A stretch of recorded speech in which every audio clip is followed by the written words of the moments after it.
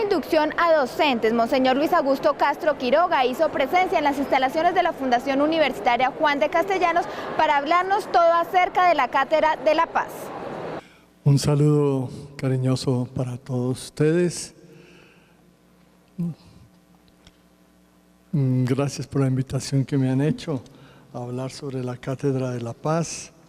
Es un trabajo que pues tiene comprometida a toda la universidad. Aquí tienen el índice. El índice tiene la finalidad de que no pierdan la paciencia y digan, ay, ya vamos en la mitad todavía, pero todavía les falta la otra mitad, no importa. De manera que ahí está el índice, pero no está completo en la primera, sino seguirá subiendo para que se vea todo. De manera que en este índice está indicado el objetivo que el gobierno tuvo para decretar todo eso de la Cátedra de la Paz. Y la ley 1732 del 1 de septiembre del 2014 dice eso: crear y consolidar un espacio para el aprendizaje, la reflexión y el diálogo sobre la cultura de la paz y el desarrollo sostenible que contribuya al bienestar general y el mejoramiento de la calidad de vida de la población.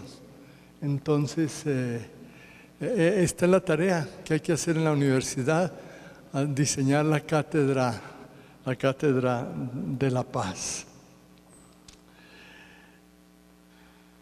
Las Naciones Unidas inventaron dos términos muy interesantes que son en inglés, el uno es peace making y el otro es peace building. El primero, peace making, quiere decir hacer las paces. Como cuando chiquitos peleábamos para poder seguir jugando, decíamos hagamos las paces y seguíamos jugando. Entonces es como ponerle fin a la guerra. Es lo que actualmente se está haciendo en el país, ponerle fin a la guerra. Eso es un mirar al presente y al pasado. Pero la otra parte, que es peace building, quiere decir construir la paz. Y esa parte nos manda hacia el futuro. La Cátedra de la Paz obviamente se refiere más a lo segundo que a lo primero, al peace building, a construir la paz. Y entonces, pues todos los elementos de la Cátedra de la Paz pues tienen que ser vistos en ese sentido. Lo que llamamos posconflicto es exactamente eso, el peace building, el construir la paz, lo que viene en el futuro, no se refiere a lo que ha sido el pasado. Y es el gran desafío que todos tenemos. Es un desafío tan serio que el gobierno pues ya nombró un ministro para el posconflicto, un ministro que pues tiene que pensar en la construcción de una Colombia nueva. Estas dos palabras, Colombia nueva, pues yo creo que deben entrar en todas nuestras mentes, porque eso es lo que hay que hacer, ¿no? Una Colombia nueva. Entonces, si nosotros quisiéramos pues tener como una metáfora de fondo, una metáfora guía de todo lo que es la construcción de la Colombia nueva y de todo lo que es la Cátedra de la Paz, pues me parece que una de las tantas metáforas que podría haber es precisamente la de la casa nueva, construir una casa nueva. Construir un país nuevo lo ponemos en metáfora como construir una casa nueva, haciendo énfasis en lo nuevo. Entonces, esta casa nueva, sin embargo, tiene que estar en un conjunto cerrado. ¿Por qué? porque Colombia es un país de regiones y cada región tiene sus características especiales. Entonces las casas no pueden ser todas iguales, sino cada una según la región a la que pertenezca. Y la Juan de Castellanos sabe muy bien que, pues, que está en todas las regiones, ¿no? Va a ser una cátedra de la paz para Tunja, ¿no? Para todo Colombia, desde la Guajira hasta el sur, porque la Juan está en todas las regiones y entonces hay que tener esa visión de regional también. Por eso digo un conjunto cerrado, muchas casas, todas con exigencias iguales, pero cada una hecha a la manera de la propia región. Y sabemos que hay regiones mucho más, digamos así, dolidas por la guerra que otras, pero en todas creo que hay la misma urgencia de construir la paz. Entonces, esta casa nueva tiene que tener naturalmente una visión de bienestar, y el bienestar no puede medirse simplemente en términos de la media, ¿no? Que todos tengan más o menos lo mismo, no, sino en términos de acabar con la inequidad que hay en el país y en las regiones. Pero bueno, hablemos de la casa. En primer lugar, la casa tiene que tener habitaciones. ¿Y cuáles son las habitaciones? Las habitaciones son muchas. Pongámosle a manera de ejemplo unas de ellas. La primera, la política, ¿no? Una habitación es la política y entonces tiene que haber una política nueva. ¿Y qué significa eso? Pues una política que no sea excluyente, sino incluyente. Al fin de cuentas, la guerra empezó porque había una política excluyente. Y cuando se formó la política excluyente, surgieron un montón de grupos opuestos a esa política y de ahí se derivaron todos estos movimientos guerrilleros que nos han dado tanto que hacer en este tiempo. Entonces esa política nueva pues tiene que ser una política donde el Estado pues verdaderamente pues supere la debilidad que ha tenido siempre y supere la pobreza de presencia que ha tenido siempre. El 52% del territorio nacional ha adolecido de carencia del Estado. Y donde no hay Estado, alguien tiene que tomar las riendas y lo hizo la guerrilla. Y donde no hay Estado, no hay economía, entonces alguien tiene que darle respuesta a la economía y lo hizo el narcotráfico. Y así seguimos viendo cómo se llenan los vacíos, pero de una manera ilícita. Entonces, qué importante pues que haya un Estado nuevo, un Estado que realmente ejerza, viva una democracia como debe ser en todo el territorio nacional, que ejerza justicia también. Eso ha faltado. La incapacidad del sistema judicial en Colombia ha sido lamentable. Y tal vez por el subdesarrollo de la profesión legal. La Juan tiene derecho y entonces es bueno que tenga presente. Uno de los grandes líos de Colombia fue la pésima formación en derecho que hubo en el país en años pasados. Todo eso hace que esta habitación de la política tenga que sufrir unas reformas y que aparezca la novedad positiva para que verdaderamente contribuya a la paz. Lo mismo, pues seguimos con otra habitación que puede ser la de la economía, una economía nueva, una economía que naturalmente hasta ahora ha sido de crecimiento, claro, de crecimiento, y el crecimiento pues quiere decir acumulación de riquezas, pero acumulación de riquezas ¿en dónde? Acumulación de riquezas en pocas manos, ¿no? Y entonces por eso un economista como Joseph Stiglitz decía que no hay que confundir crecimiento y desarrollo. El crecimiento tiene que ver con el aumento de los capitales. El segundo tiene que ver con el aumento en la calidad de vida, el desarrollo. El primero es un factor aislado, como por ejemplo echarle gasolina al carro, ¿no? Llenar el tanque, ¿no? Eso es una cosa buena, pero si el tanque tiene una rueda pinchada o el motor averiado, pues tanto vale seguir acumulando gasolina. Entonces, lo que se necesita es que la totalidad del carro funcione. Entonces, eso es lo que expresa la necesidad de algo más, que no sea acumulación de bienes, que no sea simple crecimiento, sino desarrollo. Al fin de cuentas, para crecimiento también las células cancerosas crecen y eso no significa que se está logrando algo maravilloso. Entonces, esta realidad del crecimiento también es muy importante, ¿no? Del desarrollo, que vaya más allá del crecimiento. El crecimiento en algunas situaciones puede que ayude a superar la pobreza, pero en la mayoría de las ocasiones no ayuda a la superación de la pobreza.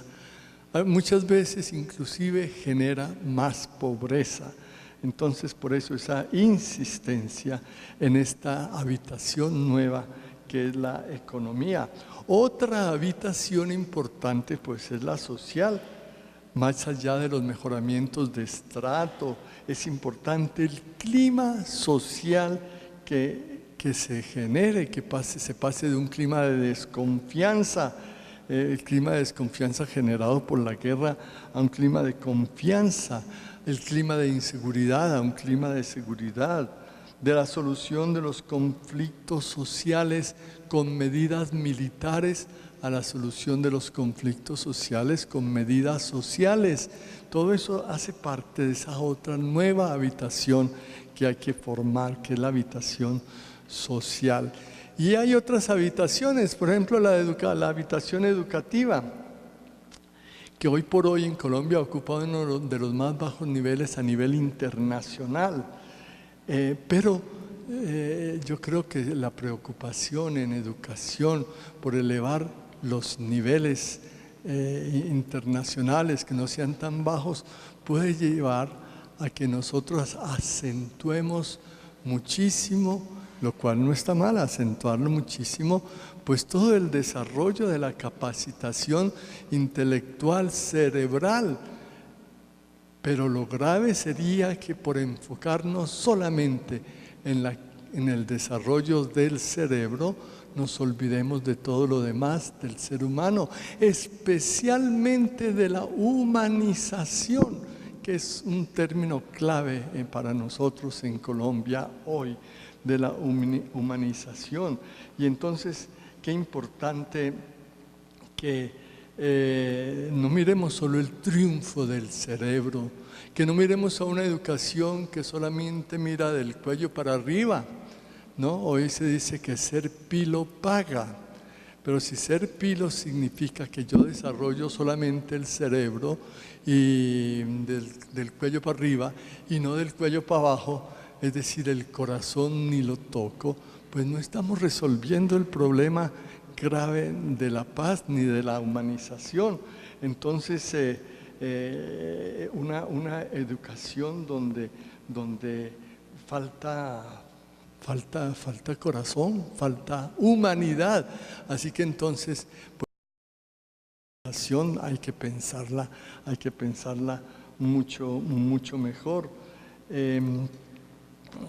Que las personas que salgan de la universidad no sepan, sabiendo una gran cantidad de cosas, o mejor dicho, que sepan eso también, pero también que sepan vivir, que sepan amar, que sepan compadecer, que sepan qué significa ser honesto, que sepan cuál es el sentido de la vida.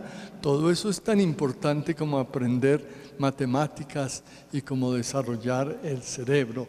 Entonces, vean, esa habitación también es muy importante, que aparezca en la misma la novedad en términos de humanización, Otras habitaciones, pero no voy a hablar de todas, simplemente este es un ejemplo, ¿no? Por ejemplo, la de la salud, ¿no? Que tanto hace sufrir a los colombianos hoy, importantísima. La de la ciencia, una ciencia que aporta novedades tan interesantes, la ciencia de beneficio para todos, pero pues qué bueno que sea una ciencia que por una parte sea una ciencia con una metodología muy favorable a las ciencias naturales, pero que también lo sea para las ciencias humanas, ¿no? Otra habitación como la del arte, de la cultura, que ahora se le quiere dar tanta fuerza aquí también en la Juan de Castellanos. Entonces, cada una de estas habitaciones tiene que cambiar, tiene que hacer ver claramente dónde está la novedad, tiene que aportar al posconflicto, de manera que todo eso es lo que estamos diciendo. ¿Dónde vamos? Estamos todavía, bueno, sí. Pero la casa, buena noticia, pasamos a otro punto, la casa fuera de habitaciones debe tener algo fundamental que se trae como son los cimientos. Entonces ya nos hemos imaginado la casa y las casas, porque son conjuntos cerrados donde se toman en cuenta todas las regiones de Colombia con una diversidad tan grande, porque la región amazónica no tiene ni parecido con la región central, la del Pacífico no tiene nada de parecido con la región del norte o con la región de los llanos. Cada una es diferente y cada una ha tenido sus líos tremendos en términos de guerra. Bueno, entonces esta casa tiene que tener cimientos y no serviría para nada la casa si no tuviera buenos cimientos. Los cimientos son fundamentales, si no nos va a pasar como al edificio Space. ¿Se acuerdan el edificio Space en Medellín? Se cayó de manera que estos tres cimientos para mí son el cimiento ético, el cimiento espiritual y el cimiento cultural. Voy a ampliar en el cimiento ético y en el cimiento cultural. Para el cimiento espiritual, pues la Juan de Castellano ha adoptado 2 libritos sobre el cimiento espiritual. Uno es sobre el perdón, se llama Que Dios te perdone porque yo jamás. Escrito mucho antes que esa novela que están haciendo ahora. No hay plagio de ninguno, ciertamente. Y el otro es sobre que se llama El caballero de la triste armadura, ¿no? Son libritos que yo diría hay que introducir de una manera muy directa en todo lo que es la Cátedra de la Paz. De manera entonces que me refiero al cimiento ético y al cimiento cultural. Entonces la primera es, ¿cuál es la ética apropiada para el posconflicto?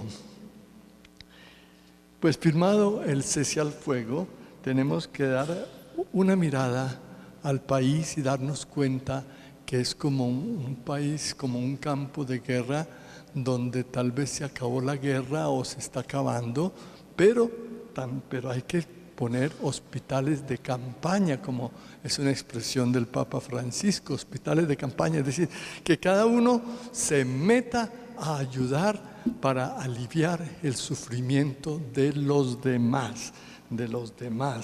Entonces, esto es importante. Ahora ustedes dirán, pero ¿cuál es el sufrimiento de los demás? Miren, si nosotros hacemos las cuentas, inscritas oficialmente en el país hay 8 millones de víctimas. Si a estas 8 millones de víctimas le añadimos algo, es decir, a cada víctima le ponemos 2 víctimas más. Por ejemplo, si una víctima es el hijo, el papá y la mamá quedan igualmente victimizados. Y entonces ahí habría que hablar de 3 víctimas. Cada víctima tiene al menos 2 más que han quedado despedazados también con la violencia que sufrió su ser querido. Y entonces en lugar de 8 millones, son 8 por 3, 24 millones de víctimas. 24 millones de víctimas significa más del 50% de los colombianos. De manera entonces que el campo, o mejor, el hospital de campaña tiene que ser muy grande. Y con esto quiero decir sencillamente que hemos estado bombardeados por el sufrimiento de una manera terrible. Y lo grave no es solamente que haya 24 millones de víctimas, que ya eso es espantoso, sino que también todos los que hemos vivido en estos años, pues hemos tenido que soportar los horrores de la muerte y los espectáculos de la muerte.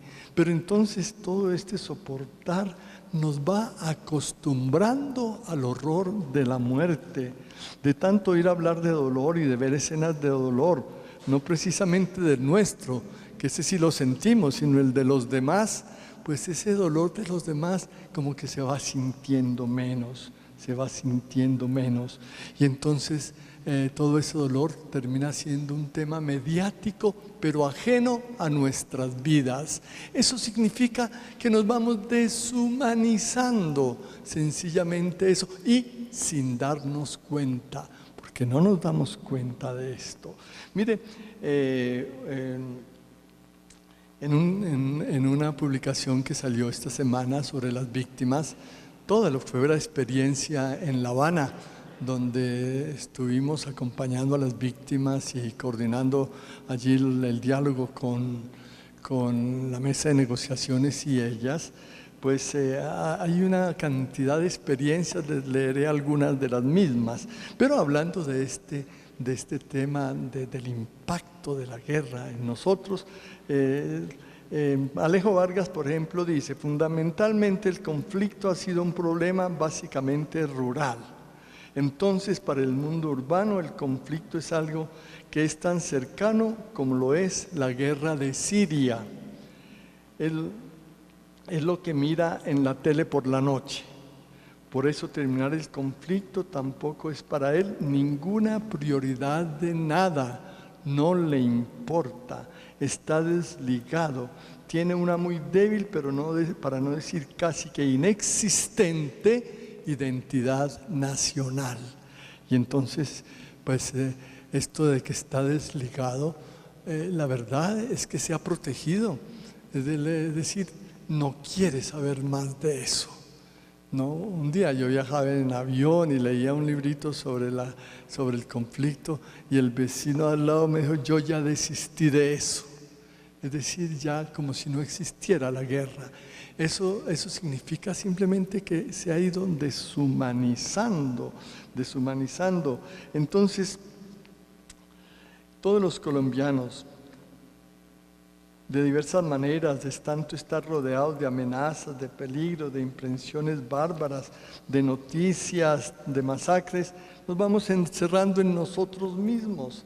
Hay un documento que ustedes conocen que se llama Basta Ya, y precisa 1982 masacres entre el año 1980 y 2012.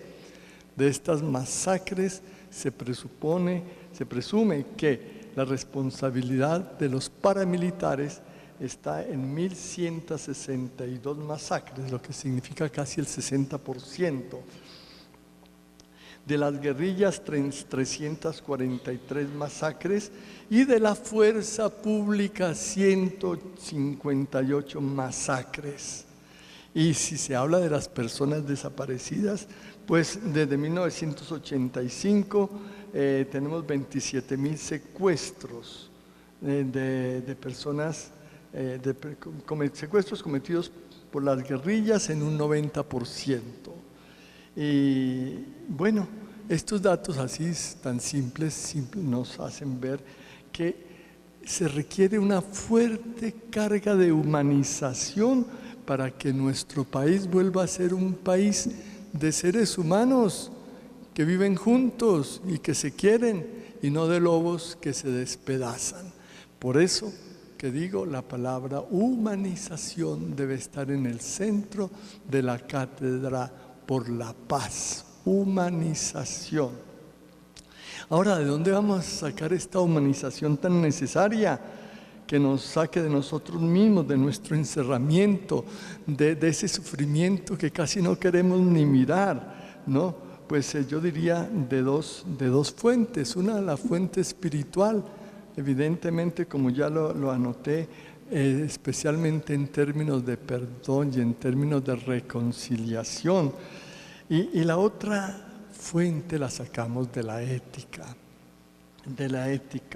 pero de una ética que nos lleva a tomar en consideración el dolor ajeno, el dolor de los demás, que nos saca de nuestro encerramiento, de nuestra protección, ¿no? Y nos pone en sintonía con el dolor de los demás. Entonces, esta es una ética que yo llamaría de la compasión, y considero que una cátedra de la paz tiene que insistir fuertemente en este tipo de ética de la compasión. Me he alargado un poco en ese sentido, pero no imploro, pero seré breve, ¿no? Entonces, esta ética de la compasión es respuesta al otro, pero al otro que está sufriendo, al otro que ha sido maltratado, al otro que se me aparece de repente, al otro que me deja perplejo, y que suscita un montón de preguntas. Por ejemplo, los filósofos como Levinas se hacen todas esas preguntas en relación con ese otro que sufre. Dice, ¿qué tiene el otro que ver conmigo? ¿De dónde le viene el derecho a dirigirme? ¿Qué es lo que he hecho para ser de pronto deudor del otro, de ese que sufre? Y estas preguntas se multiplican. ¿De qué está hecho ese extraño malestar que me produce ver al otro en dificultad y me lleva a la decisión de no darle la espalda? ¿Qué alimento recibo que me causa tan extraña conformidad de espíritu cuando cedo mi derecho generosamente o me desprendo de lo mío para compartir con otro que me pide ayuda? ¿Qué tipo de relación es esta que me orienta hacia otro ser humano y que me lleva incluso a desprenderme de mi propia vida? ¿De dónde procede y a dónde remite el poder que el otro tiene sobre mí, que puede paralizar incluso mi propia libertad? ¿Por qué el otro puede hacer que se invierta la preocupación por mí mismo a cambio de la preocupación por el otro, sin que pueda haber memoria de cuándo contraje tal responsabilidad? Vean, es una cascada de preguntas que nos hacemos cuando nos ponemos frente al otro que está sufriendo. Y eso queda uno perplejo. ¿Por qué? ¿Por qué? Pues bien, eso es lo que significa ser humanos en realidad, ¿no? Y la respuesta no es simplemente ¿qué debo hacer? Teóricamente, porque yo puedo tener en la cabeza muchos principios morales muy importantes, puedo tener en la cabeza muchas normas, muchos códigos deontológicos, todo eso, pero no se trata de responder a los principios morales ni a los códigos deontológicos, se trata de responder a esa persona que está sufriendo y que está ahí. Y entonces la pregunta no es ¿qué debo hacer según la moral que he aprendido, sino qué puedo hacer ya con esta persona que está ahí. Eso es otra cosa, ¿no? ¿Qué puedo hacer? Y puede que mi respuesta sea chambona, pobre, provisional, incierta, sin cuentas claras, pero de todas maneras es la respuesta que yo debo dar al otro, ¿no? Y es una respuesta que puede ser imperfecta porque no es la respuesta que yo puedo dar a mi manera, sino a la manera del otro, como el otro pide, según su situación, no a mi manera. Era Frank Sinatra que cantaba, tenía un canto que se llama A mi manera, My Way, ¿no? Y toda la gente vivía entusiasta con el canto de Frank Sinatra, A mi manera, porque decía, uy, yo también quiero hacer todo a mi manera, yo quiero organizar mi vida a mi manera, yo quiero proyectar mi futuro a mi manera, yo quiero pues que todo sea hecho a mi manera. Con el otro que sufre no es a mi manera, tiene que ser a la manera de él, porque tengo que darle una respuesta a él y para él y según la situación en que está viviendo. Eso hace que cada uno de nosotros tenga que a un momento dado también cambiar un poco su gramática. La palabra gramática no es simplemente para saber leer y escribir. Claro, también es para eso, ¿no? En una conferencia como esta, pero internacional, entonces salió alguien y preguntó, ¿hay alguien aquí que sepa hablar perfectamente el castellano? Y por allá se levantó una mano y dijo, mí. Eso, todos se rieron. Mí. No, gramática floja la suya, ciertamente, no es que supiera, ¿no? De manera que es necesario aprender la gramática para vivir bien, no solo para hablar bien y para escribir bien. Todos aspiramos a ser personas de bien, ¿no? A ceñirnos a una gramática que en la cultura y la moral nos la van enseñando.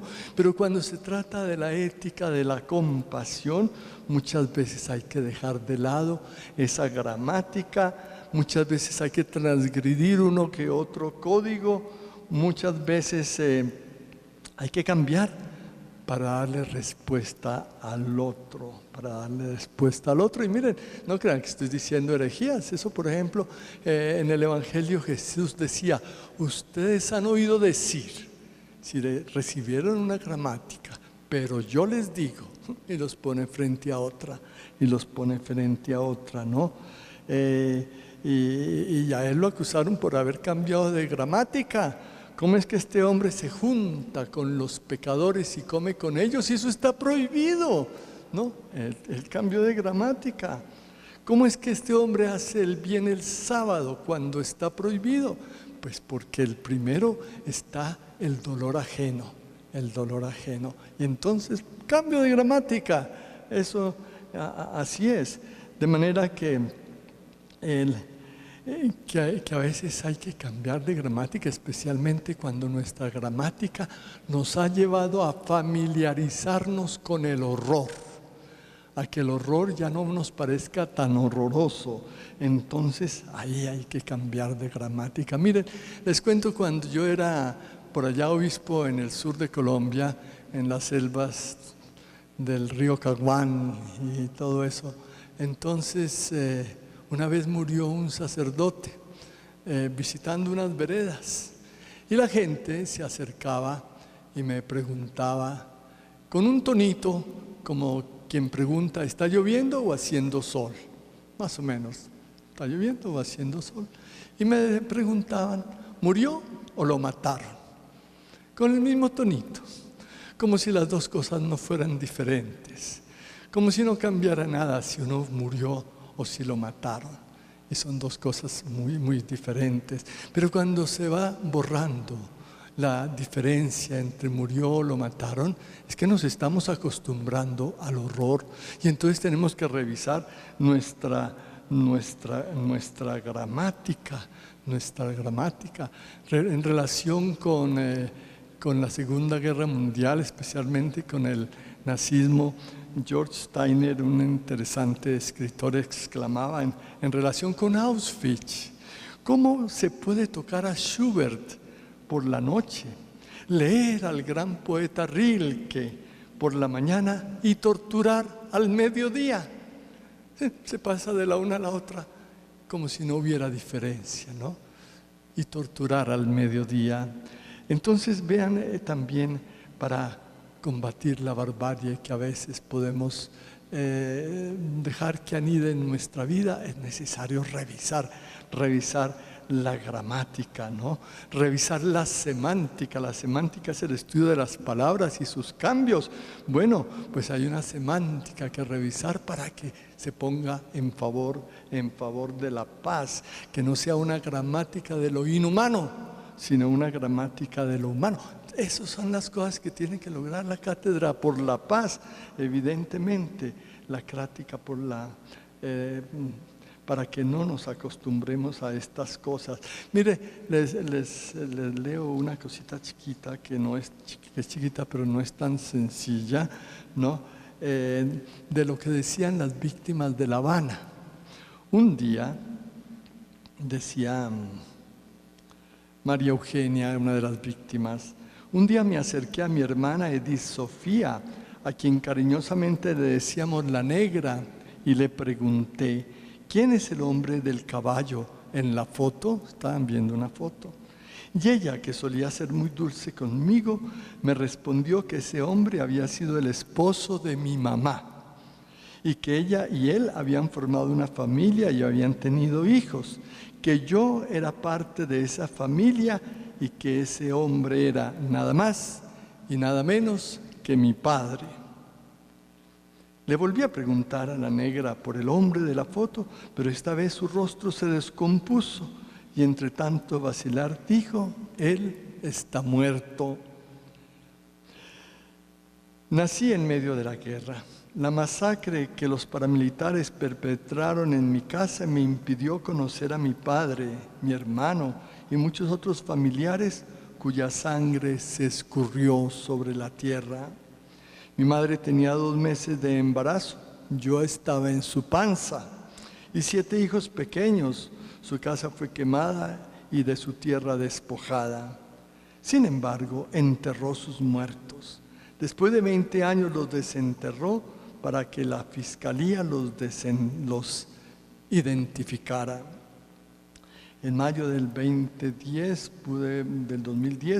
pude ver los huesos de Antonio, mi padre.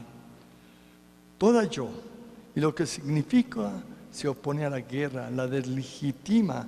Por esa razón me he ganado más de un amedrentamiento, persecuciones y todas sus similares, lo que me hace concluir que el conflicto armado que libra este país se ensañó en contra nuestra. Vean, estas son cosas terribles vividas por las personas, pero muchas veces ya no nos hacen mella. Y si no nos hacen mella, significa que hay que modificar en algo la gramática de nuestra vida para que verdaderamente sea constructora de paz. Ética como respuesta excepcional, sorprendente, intempestiva. La ética de que estamos hablando, la ética de la compasión, es así. Pide respuestas excepcionales, sorprendentes. Miremos desde el punto de vista de la ética, la parábola del buen samaritano. Nos habla de ese personaje que, a diferencia de otros, se encontró intempestivamente con un hombre herido, medio muerto. Era un enemigo, era de otra raza y de otra religión. Era lo más lejano de sus intereses. Aún más, el auxiliarlo podía acarrearle problemas de contaminación ritual u otros. Según parece, los que vieron al herido antes que él se abstuvieron de ayudarlo para evitar una contaminación ritual. La respuesta del buen samaritano hubiera podido ser muy diferente si también él hubiese seguido la gramática moral propia de su cultura. Pero en este caso hay toda una revolución. una revolución. Lo anotaba un maestro de espíritu en su monasterio cuando decía: la obediencia observa las reglas, pero el amor sabe cuánto y cuándo debe romperlas. Por eso la respuesta, más que ajustarse a un código moral específico, se ajusta a la necesidad concreta del herido, lo cual hace que la respuesta pues, pueda ser sorprendente, única, intempestiva. Entonces, pues esta es la realidad de la ética que a veces nos pide cosas sorprendentes cuando verdaderamente seguimos esa ética de la compasión. Es una ética compasiva, usamos ese término compasiva, pero es también misericordiosa. Y es bueno que las dos palabras vayan juntas, porque compasiva como que evoca más los sentimientos. Jesús decía que sentía un dolor en las entrañas, ¿no? Por aquí adentro, ¿no? Aquí en Tunja muchos dicen lo mismo cuando van a Runta y tienen que enfrentar el chicharrón dorado, la morcilla y todo eso, ¿no? Después sienten un dolorcito aquí adentro, ¿no? Claro que no es ese el dolorcito al que me refiero, no es otro el dolorcito que ellos sienten. Algunos tunjanos me mandaron a decir que ellos fueron a Runta y no sintieron ningún dolorcito de esos y que entonces tienen que volver. Pues que vuelvan, pero ojalá sientan el otro, ¿no? El otro, ese sentimiento ante el dolor ajeno, porque ese era el que se sentía Jesús cuando veía sufrir a los demás, ese dolor, ¿no?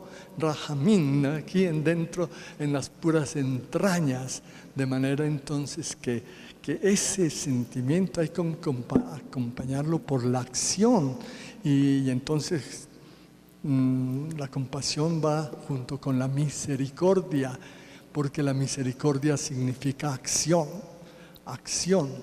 La misericordia no es un sentimiento, es pura acción. Y esta parábola a la cual nos estamos refiriendo del buen samaritano empieza en sus primeras frases, tiene 10 verbos, todos indican acción. Entonces la misericordia es un arte, como el arte de amar. ¿Se acuerdan aquel libro, El arte de amar, de Erich Fromm, ¿no? Que fue tan conocido? Bueno, es un arte de amar, la misericordia. Entonces es una acción artística, diría, en bien del que está sufriendo. De manera que eso es importante, pues que estén las dos cosas. Dentro de esta realidad porque hay que decir que en toda esta realidad entra también el cuerpo. El cuerpo es el que sufre. Hay una realidad corporal, ya es a la que hay que ponerle atención. Claro, hay un sufrimiento interior, pero se expresa a través del cuerpo. Los filósofos como Levinas hablan del rostro, ¿no? El rostro que cuando mira, lo primero que dice es: no me mates, o no matarás, no matarás. De manera que importante pues tener este sentido del rostro del otro que nos habla, que dice algo por nosotros, ¿no? Algo muy especial. Miren, en la Guerra Mundial, en la Segunda Guerra Mundial surgió un movimiento que se llamaban los partigianos y partigiani, que eran todos aquellos ciudadanos que se metían en la lucha para librar a su patria de los nazistas. Y una vez llegó un partillano a un pueblito y todo preocupado, y entró en una casa, y era la casa cural, y había un grupo reunido, y dijo: por favor, háganme un favor, escóndanme, me están persiguiendo, escóndanme. Claro, ¿quién los perseguía? Eran los nazistas, ¿no? Escóndanme. Y la gente no sabía qué hacer. ¿Qué hacemos? Y a algunos se le ocurrió, dijo, pues miremos en la Biblia a ver qué se dice. Y fueron a mirar en la Biblia y apareció esa frase: es necesario que alguno muera por el pueblo. Y con esa frase, ¿qué hicieron? Dijeron, no, pues que muera por el pueblo. Y lo entregaron. 15 minutos después se oyeron las ráfagas de ametralladora cuando lo eliminaron. La gente quedó mal. Después, un tiempo después, llegó el párroco y le contaron. Y les pegó un regaño. Y les dijo en pocas palabras, es que ustedes no tenían por qué ir a mirar en la Biblia, tenían que mirar en sus ojos, tenían que mirar en su rostro. Ahí encontraban la respuesta. Mirar en sus ojos, mirar en su rostro. Esa es la ética de la compasión. No se escabulle de otras maneras, tratan de hacer algo como debe ser. Luego dice ahí que la ética es, ¿dónde vamos? Que no veo con esto. Es asimétrica. Estamos terminando ya con la ética. Pero hablemos de eso, ¿no? Es asimétrica. ¿Y qué significa asimétrica? Vean, hay una vieja película que se llama Jena y habla de un pueblito, de esos pueblitos del oeste, donde llegan los bandidos, pues se toman la cárcel, roban el banco, se meten al bar, se toman todo lo que quieren y la gente queda sumida en la más profunda angustia y en el miedo grande, no saben qué les va a pasar. De pronto aparece una persona, nadie sabe de dónde vino ni quién es, y empieza a organizar a la gente y le da seguridad y enfrentan a los bandidos y los sacan corriendo y la gente respira. Y después de que ha respirado, entonces dice, démosle las gracias a este hombre. Y cuando van a darle las gracias ya no está por ahí, ha desaparecido. Se ve por allá lejos la colita del caballo y nada más. Se ha ido sin pedir recompensa, sin pedir recompensa. ¿Qué significa eso? Significa hacer una acción de compasión por el que sufre sin pedirle a cambio nada, sin pedirle a cambio nada. Las dos palabras, simetría y asimetría, indican esos dos estilos de vivir también la ética. La palabra simetría quiere decir igual medida. Es lo que usamos todos los días cuando vamos a una tienda, cuando vamos a un almacén. Queremos comprar un vestido que vale 20,000 pesos. Pues nos dan el vestido, pero nosotros tenemos que entregar 20,000 pesos. Hay una igualdad completa entre lo que recibo y lo que doy. Esa es la simetría. La ética de la compasión no tiene simetría de ninguna manera. Es desigual. Es más lo que doy y a veces nada lo que recibo. Pero ahí está la grandeza de la ética. Ahí está la grandeza de la humanidad. Ahí está la grandeza de la compasión. Entonces, qué bonito una ética que sea asimétrica, una ética donde yo no esté pidiendo a ver cuánto me van a dar por lo que estoy diciendo, por lo que estoy haciendo. Entonces, a la ética no le interesa la simetría. A Jesús tampoco, por eso decía, amen a sus enemigos. Pero que voy yo a amar a uno que lo que me está dando es odio. Pues sí, exactamente. Porque aquí no estamos haciendo un negocio. Yo amo si tú me amas. No, yo amo y punto. No importa lo que venga del otro lado. Yo perdono y punto. No importa lo que venga del otro lado. Esta es la ética que construye verdaderamente paz. Es la ética que nos va humanizando. Bueno, el otro punto, pasemos dijimos que la casa hay que construirla con sus habitaciones y con 3 cimientos muy fuertes para que no se caiga. Uno, el cimiento espiritual, ya les dije que a qué se refiere, perdón, reconciliación. El otro, el cimiento ético, ya hablamos de él, y nos queda el cimiento cultural. Es importantísimo porque, como dice allá el decreto, pues se trata de construir una cultura de la paz, una cultura de la paz. Entonces, cultivar una cultura de la paz, pues significa muchas cosas. En primer lugar, significa la promoción pacífica de la diversidad. Somos diferentes todos y nadie tiene por qué sentirse mal si es diferente, somos todos diferentes, ¿no? Ese es un factor básico de la vida, el ser diferentes. Miren, la Constitución de Colombia dice que somos un país multicultural. Esa es una frase como un saludo a la bandera, no quiera decir nada, es una constatación, nada más. Entre otras cosas, una frase tonta que yo la quitaría de ahí, ¿no? Somos un país multicultural. ¿Y por qué digo que es tonta la frase? Sencillamente porque eso no ayuda a vivir, no ayuda a vivir. La multiculturalidad responde al qué. ¿Qué somos? Somos un país formado por muchas culturas, pero es que lo decisivo no es qué somos, sino cómo somos, cómo nos relacionamos unas culturas con las otras, ¿no? De manera que estamos llamados a pasar de la multiculturalidad a la interculturalidad, a ver cómo nos relacionamos, cómo logramos crecer unos ayudados por los otros, Es que el crecimiento no es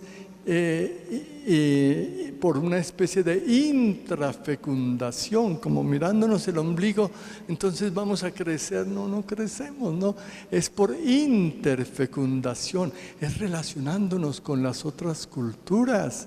Y por eso que yo veo con tanta tristeza, tantas situaciones, por ejemplo, como la de La Guajira, donde los niños están muriendo de hambre. Sí, que el Estado tiene la culpa, bueno, echémosle la culpa al Estado, y en parte la tiene. Que la corrupción tiene la culpa también, ¿no? Puede haber muchos culpables, pero nadie habla de un culpable que se llama la cultura. Una cultura encerrada en sí misma. Una cultura que no se relaciona con las otras culturas. Y no lo digo solo de La Guajira, lo digo de muchas otras, tanto indígenas como no indígenas, no se relacionan con las otras culturas. Y llega alguna novedad y no saben cómo responder a la misma, porque han quedado encerrados. Es una vergüenza, por ejemplo, que en La Guajira todos los niños, mejor dicho, ningún niño habla español. Ninguno. Hablan su lengua ahí, de la propia tribu. Pero ¿qué futuro les da? ¿Qué futuro les da? Más inteligentes eran los huitotos, cuyos niños, ese es el otro extremo, rechazaban aprender su lengua y solo querían aprender castellano. La verdad es que hay que aprenderlas ambas, no, porque tengo que vivir en mi cultura, pero tengo que abrirme a las demás, si no me muero. Si no cambian su manera de ser, las culturas indígenas van desapareciendo por encerramiento, porque creen que el crecimiento es una intrafecundación y no interfecundación. Pero todos nosotros, y esto es parte de la cultura de la paz, pues tenemos que aprender a pasar de la multiculturalidad, ¿no?, de sentirnos una cultura y otros otras, a la interculturalidad. Y eso lo puede favorecer muy bien la universidad, ¿no? Saber enriquecernos unos con los otros. Es muy bello entrar en la vida de otra cultura. Hay que hacerlo naturalmente, con mucho cuidado. Entrar en la vida de otra cultura, ¿no? Pequeña, cercana o lejana, no importa, ¿no? Es como cuando uno entra en un jardín ajeno.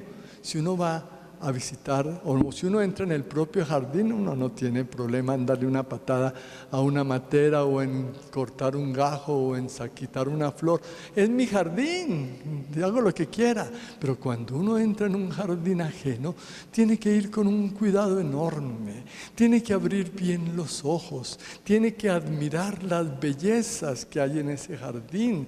Eso es lo que tiene que hacer también cuando entra en una cultura ajena.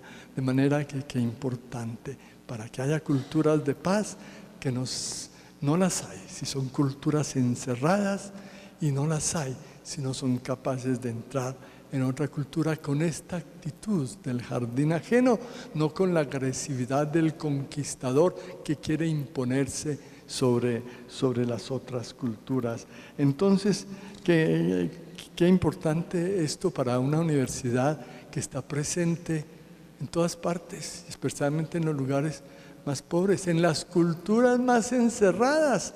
Qué bonito que se les lleve realmente un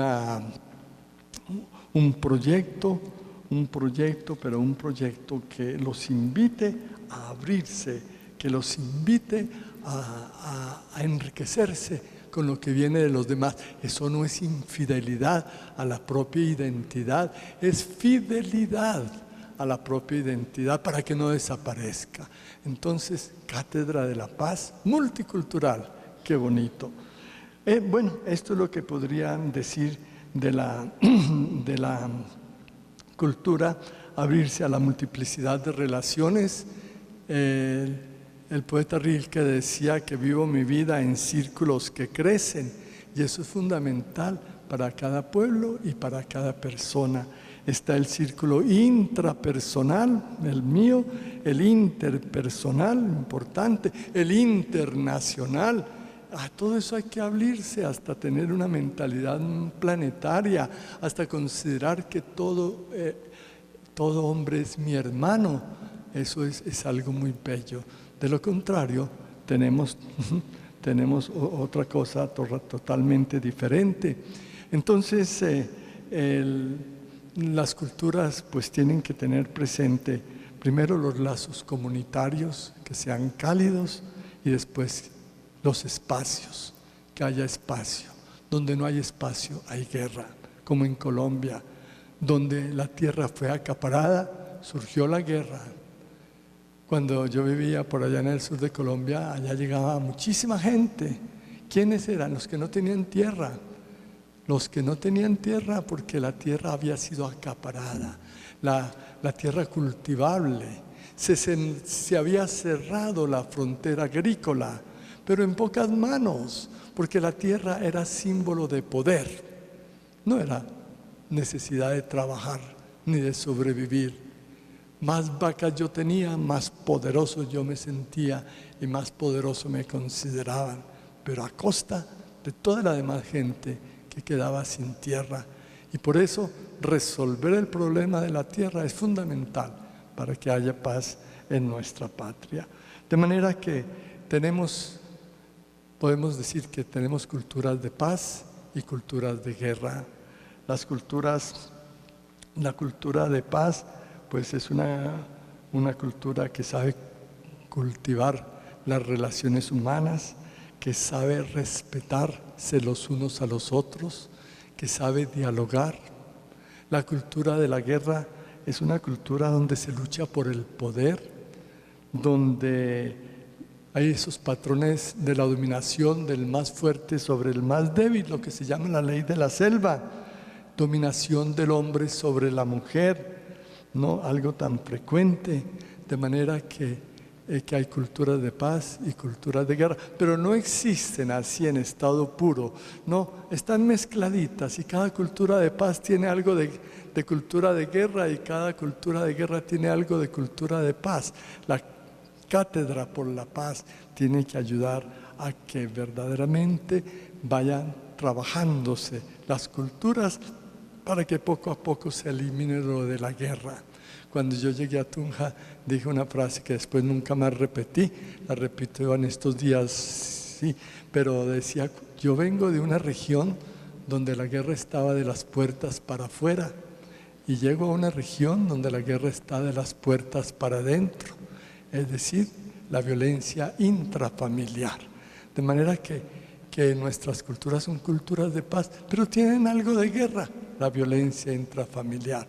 Entonces, todo eso tiene que ser una gran consideración de una cátedra por la paz. Y el último punto, esta era la palabra que ustedes querían escuchar, el último punto, es el del desarrollo. Y voy a hacerlo muy rápido, yo no sé ni siquiera qué horas son, bueno, pero el desarrollo sostenible, ¿no? El decreto para la constitución de la Cátedra de la Paz nos habla de cultura de paz y de desarrollo sostenible. Y simplemente voy a dar algunos adjetivos, y todos empiezan por I, simplemente por curiosidad, ¿no? El primero es que el desarrollo tiene que ser incluyente, ya le hablamos de eso cuando decíamos que no se trata simplemente de crecer, de crecimiento, porque hay un crecimiento que después beneficia solamente a un grupo pequeño.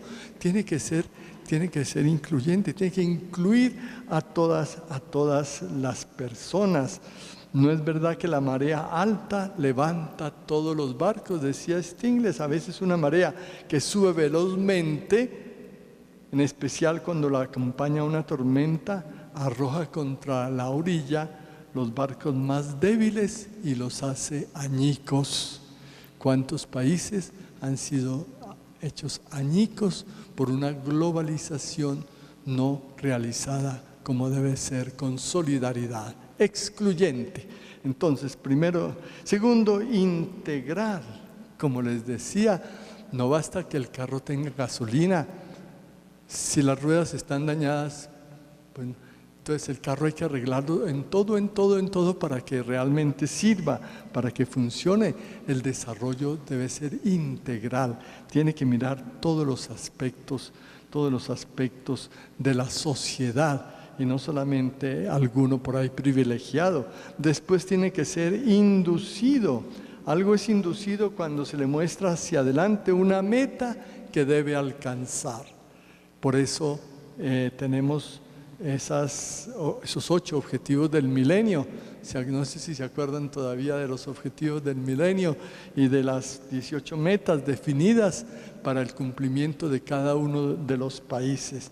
Yo no sé hasta dónde llegamos nosotros en el cumplimiento de estas metas.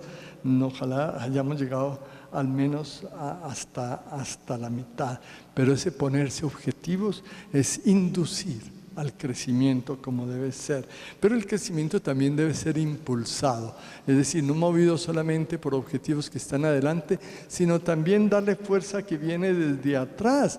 Y por eso que es importante para el desarrollo que la comunidad internacional se pellizque y ayude a los países en dificultades, ayude a los países más pobres, ayude a los países que están en guerra, para que salgan de esa situación.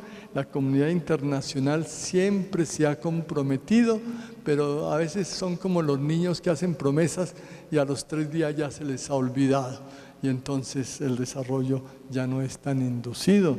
Otra, ¿qué más sigue ahí? Es intercomunitario, porque miren, la globalización es intercomunitaria y a veces hace desastres, y a veces difíciles de arreglar, como algunos aquí en Colombia, como lo notamos cuando hubo el paro de los campesinos.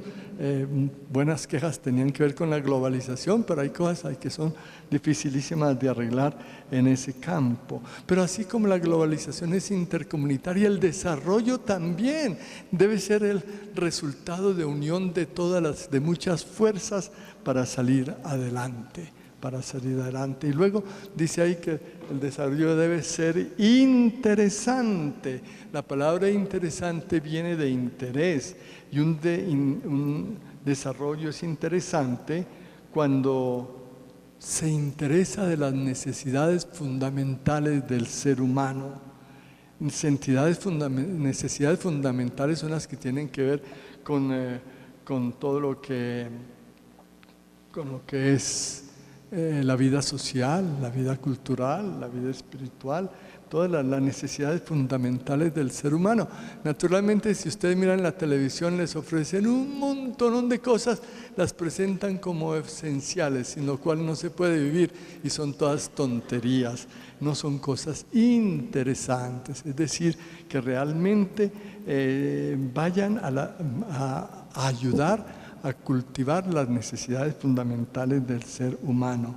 Y otra palabrita que es igual quiere decir pues igualdad, es decir, para hombres y para mujeres, ¿no? Porque los datos que tenemos son todavía lamentables en lo que se refiere a la injusticia que se hace con la mujer, no solo en Colombia, sino en muchísimas sociedades del mundo.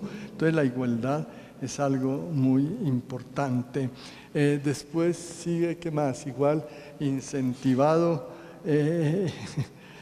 Incentivado significa que el desarrollo debe empezar por la misma casa, debe empezar por la misma casa, debe empezar por la responsabilidad paterna. Responsabilidad paterna. ¿En cuántos hogares falta la responsabilidad paterna?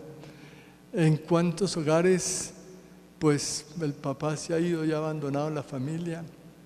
Pero también en más de un hogar, ¿cuántas veces la mujer ha echado al esposo para poder tener un mejor dinerito que le llegue del Estado?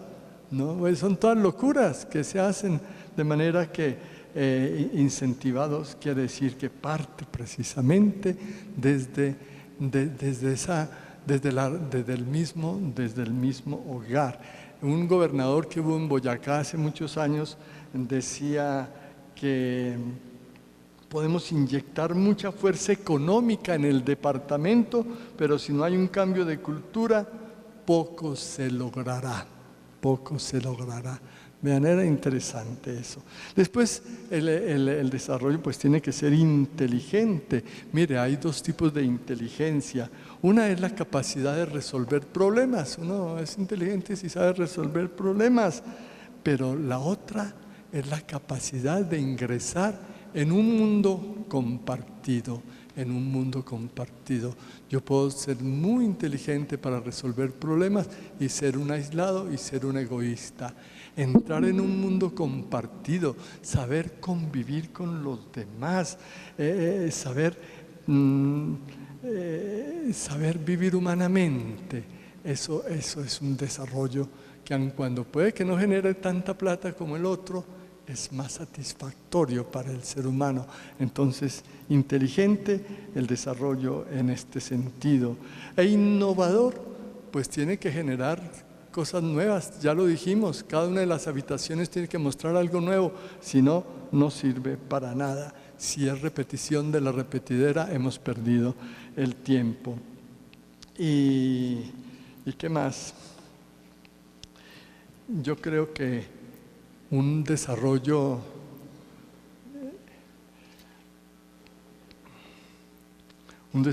ideal es un desarrollo que se fija metas grandes en favor de todos, y eso es lo que hace que realmente pueda surtir efecto. Y finalmente, un desarrollo interior. Eso es lo que he dicho desde el principio hasta ahora. Si no se desarrolla la persona, no se desarrolla la sociedad. Por eso la Cátedra para la Paz tiene que ser una cátedra humanizadora. Miren, les cuento y con esto termino, que ya están cansados. Un papá estaba haciendo un trabajo muy grande para su oficina, ¿no? Pero estaba en la casa. La mamá se había ido de compras y él quedó con los dos chiquitos ahí. Y los chiquitos llegaban cada 5 minutos a hacerle preguntas o a que dirimiera una pelea entre los dos o lo que fuera. No lograba avanzar en la tarea. Entonces se le ocurrió una idea. Tenía un mapa. ¿Qué hizo con el mapa? Lo rompió todo, ¿no? Y se lo entregó. Miren, ármenme ese mapa, por favor. Y se fueron felices a armar el mapa. Y él dijo, tengo 2 horas para trabajar con tranquilidad. A los 20 minutos regresaron los niños con el mapa hecho. Digo, pero ¿cómo hicieron? No, fue muy fácil porque por el otro lado estaba la cara de una persona. Armamos al ser humano y quedó hecho el mapa. Yo creo que el mensaje es muy sencillo. Armemos al ser humano y arreglamos al país. Hagamos que cada uno tenga mayor humanización, que viva esa ética y ese sentido cultural positivo y armamos al país.